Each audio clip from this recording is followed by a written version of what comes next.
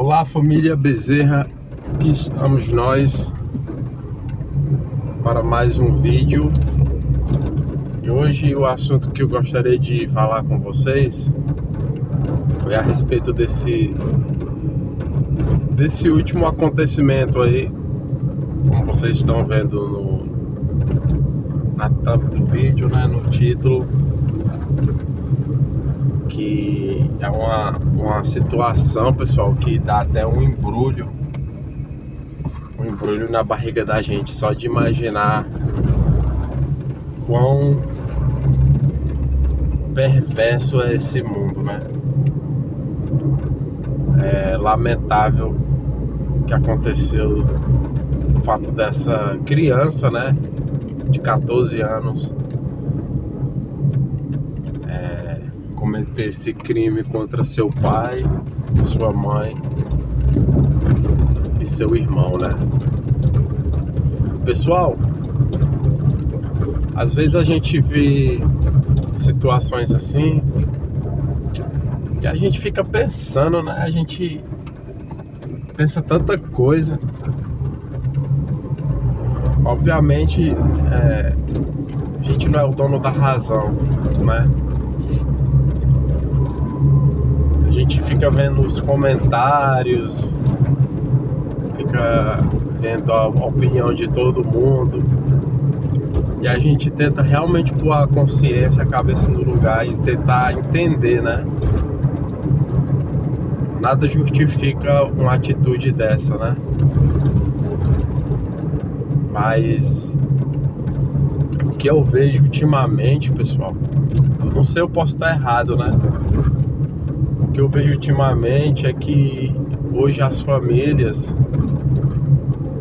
a ausência de Deus nas famílias está fazendo isso acontecer. Eu não posso afirmar de fato, né, os reais motivos disso. Obviamente isso é uma psicopatia sem fim, né? Uma pessoa que tem uma coragem de fazer um ato desse sem ao menos esboçar o mínimo de sentimento, né? Não tem outra explicação para isso. Mas eu, como pai, eu fico preocupado, né? Porque eu tô colocando no mundo uma vida, né? Agora, que tipo de vida vai se propagar lá na frente, né? Será que o meu filho vai ser um homem? Será que o meu filho vai ser um moleque? Será que ele vai aprender a respeitar as pessoas? Porque, de fato, pessoal, eu ensino, minha mulher ensina, e a gente é até rígido, assim, para uma criança de 3 anos, né? A gente enfatiza muito, conversa muito, né?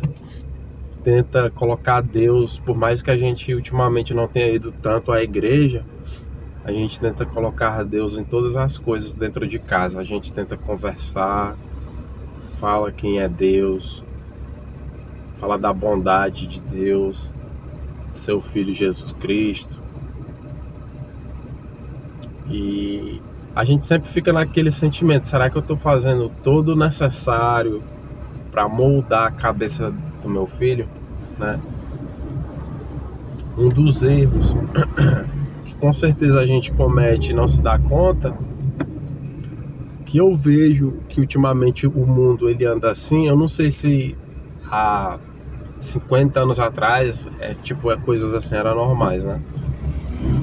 Onde a tecnologia não era tão acessível, mas o que eu vejo hoje, a tecnologia ela causa um transtorno maior nas crianças, né? Muita tela, muita informação, né? E a tecnologia ela deixa a gente acelerado, deixa a gente querendo resolver coisas mais rápido, deixa a gente querendo tudo na praticidade, né? Imagina uma criança que está começando agora a conhecer o mundo, né? Aí desde já ela não conhecia o mundo como era antigamente, o mundo onde as coisas eram mais manuais, né? Aí desde que a criança já vem ao mundo, ela já é acostumada a ter tudo rápido, né? Hoje as crianças, eu falo porque eu tenho um filho em casa, eu vejo essas atitudes. Se sente cansado para desenhar, para pintar, né? E muitas das vezes a gente comete o erro de, por cansaço, né? Por se sentir exausto às vezes do dia, e a criança dá um pouquinho de paz, a gente comete esse erro de dar tela, né? De colocar meios pelo quais as crianças deixam a gente um pouco livre, né? No nosso momento. Mas aí, pessoal, entra aquela preocupação, né? Qual é o tempo que você está dando para o seu filho, né? Qual é a conversa que você está dando, né, para ele? Porque a gente tem que aprender, ao meu ver, a gente tem que aprender a já estar conversando com nossos filhos desde pequenino, desde criança.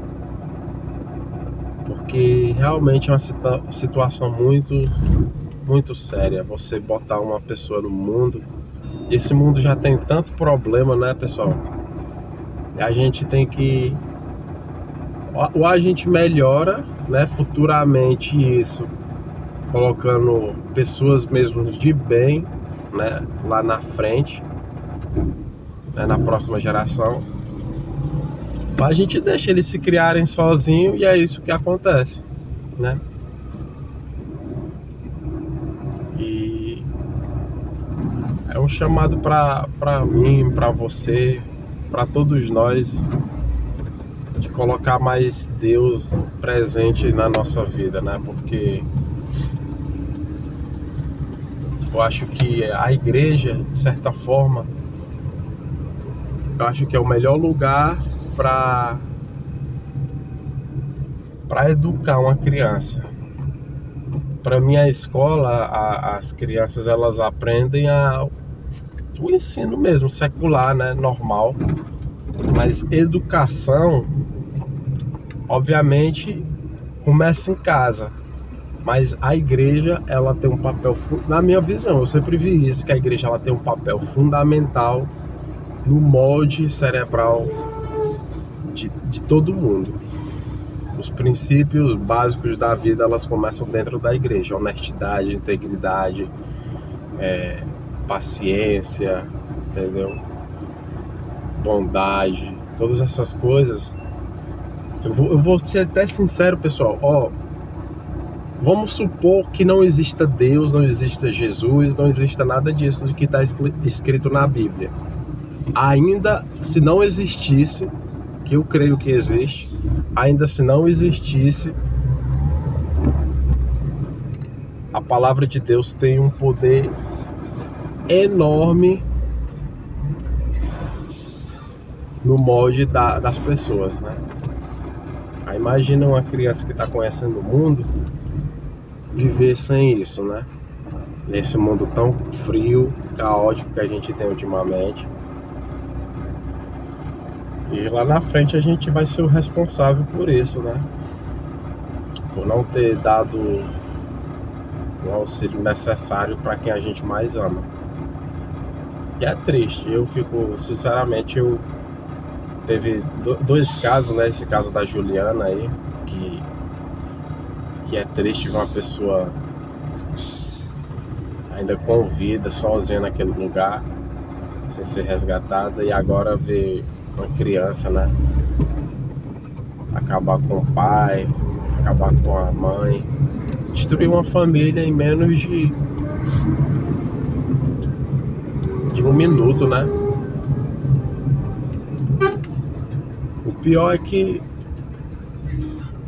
o mais lamentável é que essa vida não foi destruída em menos de um minuto. Essa vida, ela foi sendo moldada